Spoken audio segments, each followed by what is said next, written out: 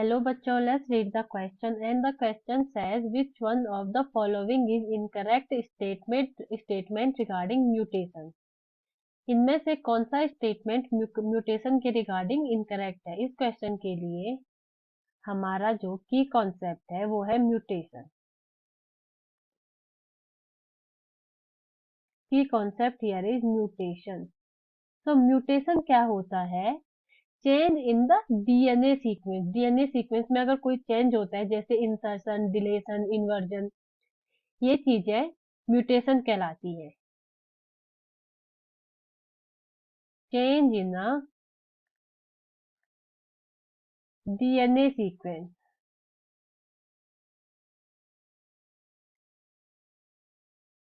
Change in a DNA sequence is called mutation. अब हमारा जो फर्स्ट स्टेटमेंट है उसमें कहा गया है कि deletion and insertion on base pair called frame shift mutation. किसी बेस पेयर में डिलीशन और इंसर्शन करने से जो म्यूटेशन होता है उसे फ्रेम शिफ्ट म्यूटेशन कहा जाता है। तो लेट्स अज्यूम कि ये एक डीएनए की वन स्ट्रैंड है। ये डीएनए का कोई वन स्ट्रैंड है और इसमें जो बेस पेयर प्रेजेंट है this one is thymine, adenine, adenine, cytosine, thymine, guanine, cytosine and adenine. और यहाँ पर अगर सपोज ये साइटोसिन का डिलीशन हो जाए, मतलब इसको ये यहाँ से हट जाए, तो जो बेस पेयर हमें मिलेगा वो होगा thymine, adenine, adenine, thymine, guanine, cytosine and adenine. तो ये साइटोसिन यहाँ से हट चुका है, सो इसका जो फ्रेम है वो यहाँ शिफ्ट हो गया है, क्योंकि यहाँ पे जो साइटोसिन था वो हट चुका है। तो इस टाइप के म्यूटेशन को फ्रेम शिफ्ट म्यूटेशन कहा जाता है, नोन एज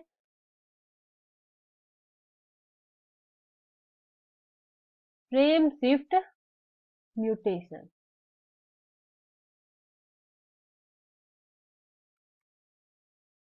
हमारा जो सेकेंड स्टेटमेंट है, cancer cell commonly show chromosomal aberration. So chromosomal aberration क्या होता है? क्रोमोसोम में चेंज आना, जैसे डिलेशन, इंसर्शन, ये कहलाते हैं chromosomal aberration. Third one is UV and gamma rays are mutagen. So what is mutagen? What is mutagen? ऐसे सब्सटेंस जो म्यूटेशन कॉज करते हैं। So the substance which cause mutation,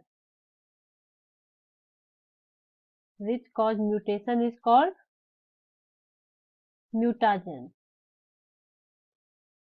तो yes, UV rays and gamma raise mutagens होते हैं, ये mutation cause कर सकते हैं।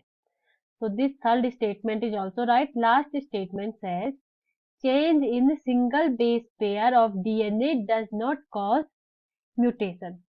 इसमें कहा गया है कि अगर डीएनए में किसी एक सिंगल बेस पेयर पर चेंज हो जाए तो वो म्यूटेशन नहीं कहलाता है, उससे कोई म्यूटेशन कॉज नहीं होता है। So let's see this. अगर ये कोई डीएनए की सिंगल स्ट्रैंड है, this is thymine, cytosine, guanine, adenine, thymine, adenine, और अगर इसमें ये टी और ए अपना स्थान बदल ले, ये एक दूसरे से अपना स्थान बदल ले, तो इसमें जो नया सीक्वेंस बनेगा वो होगा thymine, cytosine, guanine, thymine, adenine and adenine. इन दोनों के अपने स्थान को बदलने की वजह से सिर्फ एक सिंगल बेस पेयर के अपने स्थान को बदलने की वजह से जो म्यूटेशन क्रॉस कॉज होता है इसे कहा जाता है point mutation, known as point mutation. और इस म्यूटेशन से जो डीएनए का सीक्वेंस होता है वो चेंज हो जाता है, और अगर इस सीक्वेंस से आरएनए बने और आरएनए से प्रोटीन, तो जो प्रोटीन बनना होता है उसकी जगह पर कोई दूसरा अलग प्रोटीन बन सकता है। सो इनमें से जो इनकरेक्ट स्टेटमेंट है वो है statement D. So our right answer for this question will be statement D. I hope you understand the concept. Best of luck.